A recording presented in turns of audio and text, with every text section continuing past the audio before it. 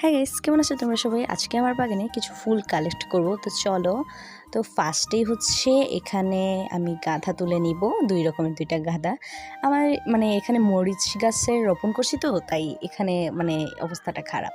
তো এখন হচ্ছে জিনিয়া তুলে নিব, চার রকমের চারটা কালারের জিনিয়া আমার কাছে আছে।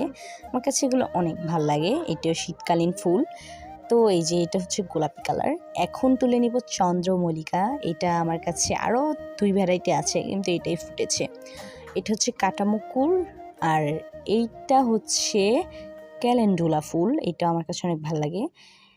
তো এখন হচ্ছে এটা হচ্ছে পেন্সি ফুল, এটাও আমি দুইটা তুলে নিলাম। এখন তুলব হচ্ছে ডায়ান্থাস, এই দেখো এটি চারা করেছিলাম, তো এখান থেকেই ফুলটা তুলে নিলাম, তো বড় গাছে ফুল হয়নি। তো আজকের মতো এতটুকুই। আজকে আমি শবে বরাত উপলক্ষে গাছটা তুলেছি। দেখা হচ্ছে নতুন ভিডিওতে।